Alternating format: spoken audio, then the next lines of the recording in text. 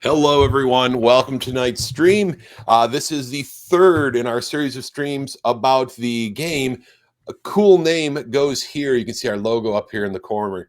It's all about the game system that we are creating as a replacement for 5e OGL SRD. Not just about it's about players, but it's also about creators. We want to create a system that's going to let folks create an amazing, cool new stuff, cool new games without having to worry about is it ever going to go away, right? Which is really the challenge that everybody has. So we're streaming right now live on Facebook and on Twitch. YouTube didn't work. I'm going to have to still try to figure out why that's not happening, but we will be posting this and the previous two episodes on YouTube as well. So tonight's going to be an FAQ night. So first off, if you have questions, please post them to the comments. I really would love to see what folks have to say. I'm going to be basing this off the questions I've already received and whatever you ask me about tonight. So we've got 30 minutes to get a lot done. So I'm going to jump into things here. The first thing I wanted to share with you tonight is that we do have a website. Let me go ahead and bring that up and share it with you so you can sort of see what we're doing. It's relatively bare bones still, but that's because we're working as fast as humanly possible on this. Let me pull that up. There you go. So right now, this is our site. It's very basic. It's got some amazing art by Russell Marks there that is very cool. He's going to be, when we do our masterwork edition of the rules, he'll be doing this. So that'll be very cool. But the important part is it has all the links. It's got the links to the mailing list. It's got the link to sign up for Kickstarter notifications. It's got links to Twitch, Twitter, email, Facebook, whatever you need. This is the place to get it. And so that's going to be the easiest name I like to use is coolnamerpg.com because it's super easy to remember. But this is the official website name here. But again, that's up to you, whichever one you want to use. We bought a couple of them just to make sure we had our bases covered. But like I said, personal favorite, Cool Name RPG. So I encourage you to use that one so you can get all of the information that you need from us. All right, so let me go next here. The next thing I wanted to talk about is that remember that those of you are probably already watching this on Facebook through our Facebook group, Cool Name RPG. Super important group, though, because that's where we're discussing everything there is to know about this game. This is where we're asking people for their feedback and input. This won't be our permanent place. That's the only place that we're going to do it. But for now, this is where we're doing most of our conversations at the moment. So that's happening there as well. All right, so I'm going to jump in and start by answering some questions. Few things that have come up already. One of the questions is there a preferred publisher should this succeed in Kickstarter? I'm going to come back to this, and here's the reason why is that I'm going to talk a little bit. One of the questions is, what's the Kickstarter going to look like in terms of tiers, deliverables, that sort of a thing as well. So I'm going to come back to that one. One of the questions is will there be a proof of concept released before the Kickstarter? And if so, how open is that to proof of concept alterations? So I'm going to say that there is not going to be a proof of concept released before the Kickstarter. What we're going to release before the Kickstarter is what our set of goals and aspirations are, what the targets are for this project and what we're trying to accomplish with this project, and who the team is that we're working together with to make this happen. I've already talked to a few designers, and we've got our first yes to our ask to be part of this. We're expecting to have a pretty amazing group working with us. Folks who you'll know, folks who have made amazing games in the past. And so that's one of the things that we're going to be doing.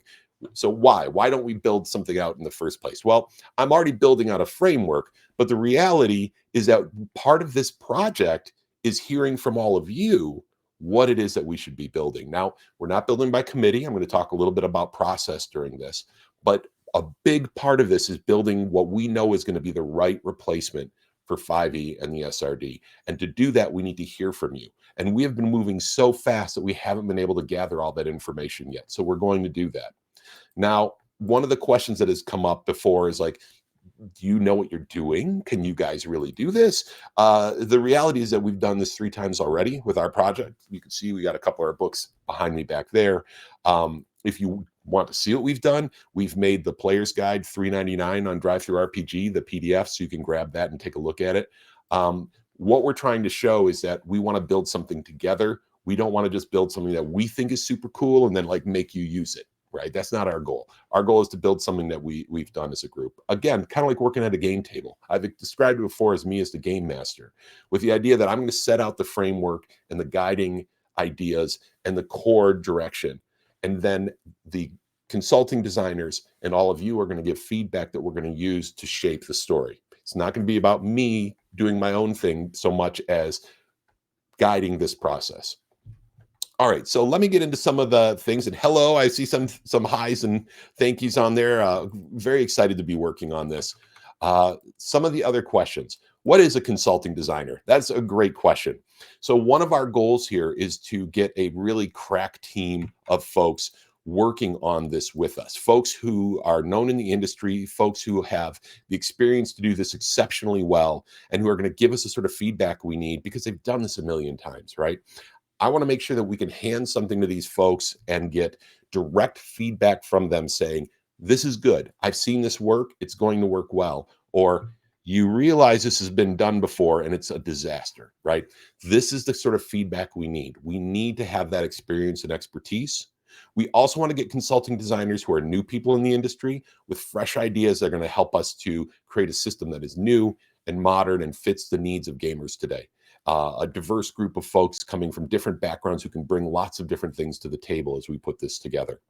And so the way that it'll work when we're working with the consulting designers is that to start with, we'll be looking at a problem. For example, attributes. How do we handle attributes of the character? The traditional strength and agility and that sort of thing. What do we want to do with that?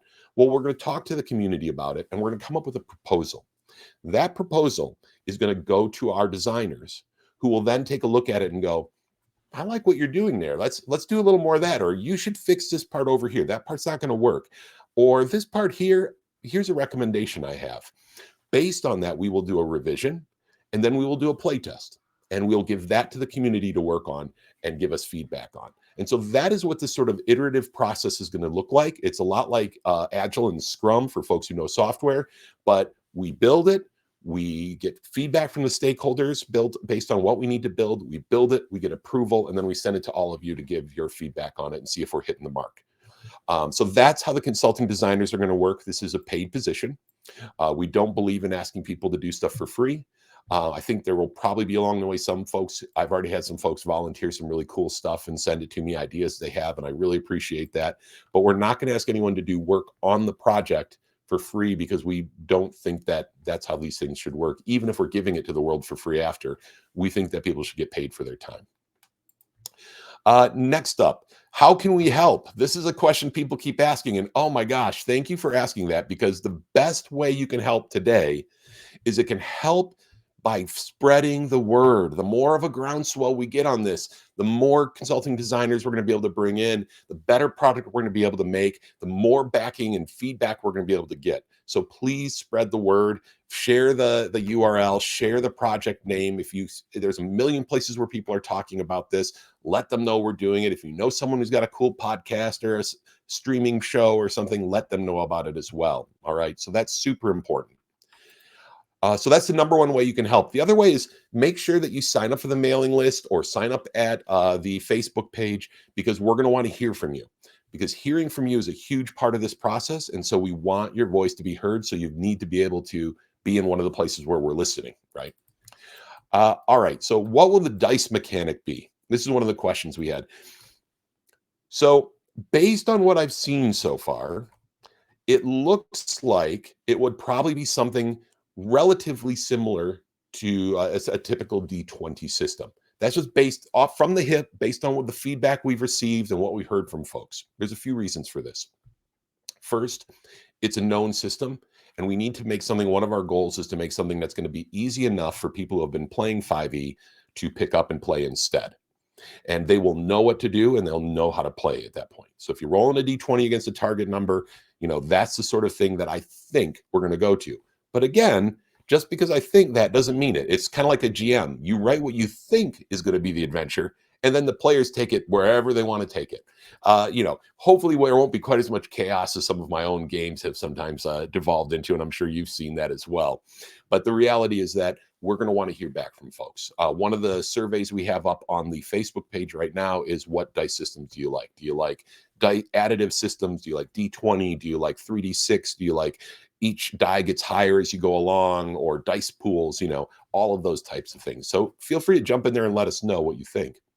The other reason for this is that we want to be able to make something that's going to be easy for 5e folks, developers and creators, to move their stuff to, because that's an important aspect here, right? Because we want to take the stuff that's getting shut down by these changes and get it back to your game table as soon as we can, right? And the easier we make it for people to convert this, the better off we're going to be, right? And so again, that's my gut, but we'll see where it takes us as we go along here.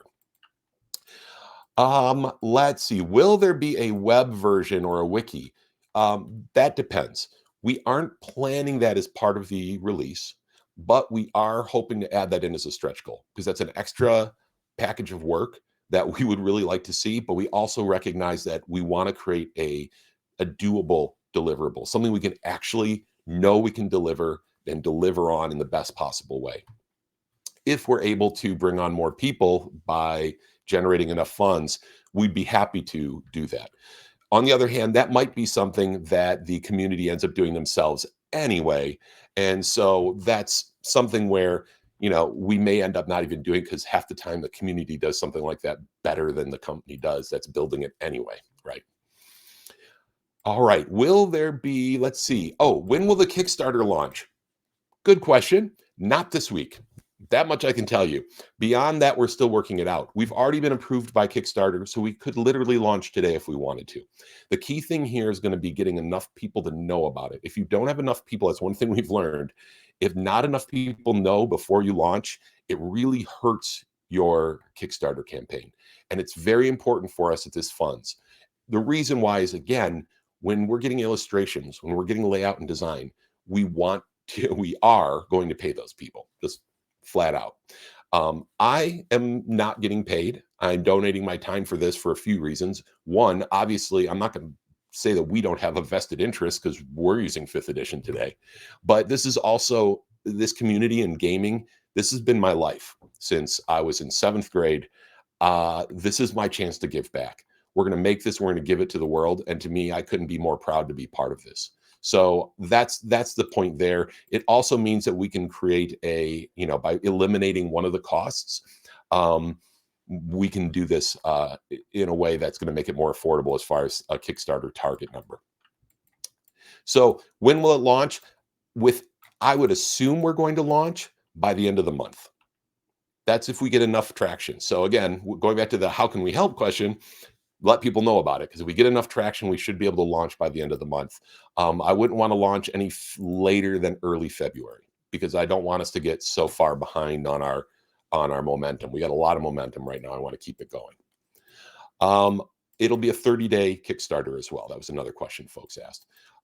Someone's asked, why just fantasy? Why don't you make a system that works for lots of different settings? I've talked about this before. It's possible to make a setting or a system that'll work for all sorts of settings. A lot of folks have done really cool systems. Hero is a good example of this. GURPS is a good example of this. However, I think that that's a big challenge. And I think that one of the things we're trying to do right now is set very specific goals. And one of the key goal here is to give the fantasy designers who are using 5e today to create amazing worlds, and the players who are playing fantasy games today, an alternative. And if we're going to do that alternative, we want to focus on something so that it can be usable right away. So for example, because we're focusing on fantasy, we can do spell lists. Because we're focusing on fantasy, we know what sort of monsters to include. So this is all part of that process of making sure we're building the thing that's going to fit the needs of 80% of the folks here involved. And so that's why we're starting with that. If this Kickstarter does well enough and we give that out to the world, and we're like, well, what next? Maybe we'll do another one, right? Maybe we'll do a crunchy sci-fi or something and then give that to the world as well. We can see how that goes. So that would be very, very cool.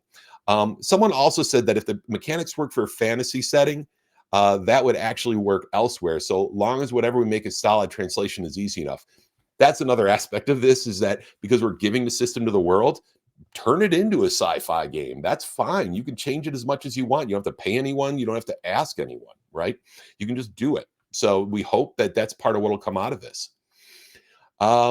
Next up, can you share a little more about the development process? I kind of just did that a minute ago, where I said, we're going to identify what our overall goals are. We're going to break it down into workable chunks that we can deliver over a 2-week period. And every 2 weeks, we're going to deliver content. And this is going to continue until we're done. Which brings me to the next question of when will you be done? That's a good question. I am targeting, and I think realistically, the finished product, not play test, not pre-release, the finished, we're done and we're finished, is I'm looking at August of 2024, Gen Con of not this year, but next year. I think that's realistic. Could we get it done sooner? Maybe. It depends on how the Kickstarter goes and how many people we've got working on it. To a certain extent, at some point, you can't have too many people, or else they start stepping on each other's toes and you're still at a limit. But that's what I'm shooting for. However, my goal is that within the first 2 weeks, we'll be publishing things that people will be able to comment on. And that by the end of the year, by Gen Con of this year, there'll be some early playtest books done and out the door and able for you to start playing. So that's my goal. We'll keep everyone updated on how that goes. But again, plan on saying the big unveiling, the big celebration will be Gen Con. And, when we pull that off, by golly, I hope that everybody comes and we'll have some sort of an amazing party, because it's going to be a great accomplishment for all of us. All right. God, I'm already half done. 30 minutes is tough. Let's see. Who will get to play test the game? The people for sure who will get to play tested are the backers in the Kickstarter. That's part of what being a backer is about, because, if you back it for $15 and we give it to the world, you just paid to help make this happen. One of your benefits is going to be early access to the playtest materials. However, as a group, we'll discuss whether we think it's a good idea to push these playtest materials out to the world. And that's yet another thing that as a group we'll decide whether that makes the most sense or not to push it out to a larger audience. I think it probably will, because even if we get, however many, 400, 1,500 people on the Kickstarter, the reality is that we want to get as much feedback as possible. And that's hard to do when you only have a small group. So my recommendation to our players, to our team, all of you, is that we look at getting it first to the backers and then to other folks. But we'll see how it goes. Let's see. What if I want to put my name in the hat to help with design? Good question. You should go to the website. This opposite thing gets me every time. Go to the website shown right here and click that little email button and tell me about yourself. Tell me about your work. Tell me about your background. I cannot promise that we're all going to, that I'm going to be able to bring everybody in and involve everybody directly. That's just not possible, right? But give me your name anyway, right? Because if there's an opportunity, if you're a good fit for what we're trying to do, I'd love to involve you. Keep also in mind that the people we involve for direct work are going to be the people we can pay. If we can't pay you, we probably won't come to you, because that's sort of just a requirement I have for how I run the business. It might sound a little crazy, I guess, but I think it's super, super important. In fact, if you go to our website at ataltis.com, we've posted what our sort of our overall operating philosophy is, and you can see kind of how important that is. Let's see. What will the pledge levels be in Kickstarter? All right, that I can show you. We actually have that Kickstarter page up. Again, bare bones. We've been working on this since we found out about it on Thursday night. So this is us working at warp speed to get all of this together, because we know how important this is to us and to everyone else out there. All right, so let me go ahead and pull up the Kickstarter page. Okay, here we go. There we are. Here's our Kickstarter page where we're at today. Let me go down here and just look at these pledge levels. First of all, we've got your basic dollar pledge level. And by the way, we're going to be opening this up for feedback soon. So everyone's going to have the chance to give feedback. If you're already part of the group, you probably already got the link. So First off, a dollar pledge level. You can pay a dollar or more if you just want to back it, but you don't really want all the books. There's an amazing number of people who do that. They love projects and they want to see them succeed, but they don't actually want the things that are in it.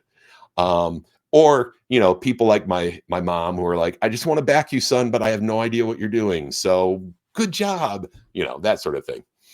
Going from there, there's the community edition PDFs. So I talked about this the other day. There's going to be two versions of the books. There's going to be community edition, which are black and white with basic layout, and there's going to be masterwork editions. The masterwork editions are going to be full color with more advanced layout and illustrations and the rest. So that's going to be a much sort of the fancy version of the masterwork version, right? We all know what masterwork is. It gives you a +1 on your game. At any rate, the community edition PDFs, it's $15. You'll get the basic community edition PDF, the advanced rules community edition PDF, and the early access to playtest PDFs, as well as access to all the surveys. And we're going to do behind the screen events, things like this, but that will be specially geared towards our backers. And of course, your name and the acknowledgments. Then there's the Masterwork Edition PDFs, which I just talked about. Same thing, but Masterwork. From here, you've got the Masterwork Advanced Rules. What this is, the same Masterwork PDFs, but you also get a hard copy, a print version of the book. We're not doing a print version of the Community Edition. We're just doing a print version of the Masterwork edition of the book. Now, that doesn't mean that once we release this, someone could take it and do their own print version, black and white version, and that's awesome. I have no problem with that. But this is what we're going to be looking at doing. And then there's all the deluxe books, or I should say masterwork books. We got to fix that one, which is the basic rules in soft cover and the advanced rules in hardcover. And then we get into publisher packages. So we're not quite sure yet. We got to run these past some publishers, but we're looking at allowing publishers to back it. They get the books and everything as well, but then we put their logo in the back. So some of the folks who are doing 5e books today will have the opportunity to show that they've supported this effort along the way so that you guys know to thank them by taking a look at their products, right? So we've got different publisher packages as well that offer just their logo or a quarter page or those sorts of things. I do want to note that the Masterwork books, we are going to be making those at Mechanical Muse, but we're going to be selling them to folks at cost. So we do need to be able, again, as long as we've been able to pay the folks who made it, we're not going to be looking to profit on these on a regular basis. We're just going to sell them at cost through DriveThruRPG print on demand. So again, we just want the community to be confident that we're not, profiting from this, other than having the benefit of having a system that we can use too, which would be awesome, and getting to do this, which is cool. All right, so let me hide this for a second and look at the questions. There are a few here. Might be too in-depth or technical. Well, I show it on the screen. But to what extent do you want to, on the design level, examine, critique, respond to the implicit narrative assumptions that are built in the D&D and 5e engine? Using hit points sets a narrative tone. That is a really cool question, and that is something we need to explore. That is exactly the sort of questions we're going to be answering. It's exactly the sort of thing that we as a community are going to talk about, is how we want to do it. My advice as the person who's taking the reins on this, my advice is we go for something with a narrative feel that is similar to what you see in Dungeons and Dragons. So there's a few reasons for this. First off, it's going to make it easier for new players to pick up. And it's also going to make it easier for people to convert the books they have. Because when you build an adventure and when you build a monster and you build scenes, you're building them around a certain expectation of how the flow of the game is going to go. If we go too far from that, we make it really hard for people to adapt their stuff, and then we'll have undermined one of our goals. Now, we are not reskinning because we don't even want to do that. We want to do something that feels fresh and new and different. That is one of our goals here. But yeah, I think we need to be thoughtful about that. And so that's one of the questions that we'll have to answer, that we'll get feedback on, and then we'll make a decision about that. So, yep, great one. Let's see. Oh, someone pointed out that you can sign up there to find out when the Kickstarter launches, and sharing this link to get traction. This is the official link. Again, my favorite is the cool name RPG. I'm sort of a nerd that way, but I like it. Let's see. Oh, here's a good point, is rebranding hit points to life points, health, or whatever is easy. Some things we are going to want to use different names for, But I also want to be careful because when we built a Taltus, we initially had some really cool names for the different lineages, what would be races normally, the lineages. We had things like the Saul instead of the halflings and the Sverg instead of the dwarves, and it was super cool. But every time we play tested it with people, they went, "So you mean dwarf?" And we'd be like, "Yeah, we mean dwarf." So my dwarf is going to go over there. I said, "Don't you want to say Sverg because that's the cool name of dwarves in our world?" So we'll have to walk that line, right? It's going to take a balance. This is where I think our consulting designers are going to be really useful because they've gone through this before. They've seen it firsthand, and they know, like, yeah, man, you don't want to do that. You're just going to cause grief for yourself, or yeah, you want to break the mold there. So I'm hoping we can get that sort of feedback from them. That'll be great. Um, Going on here. Italy has some really interesting games coming out and being developed. There might be some top quality options for non fifth edition systems.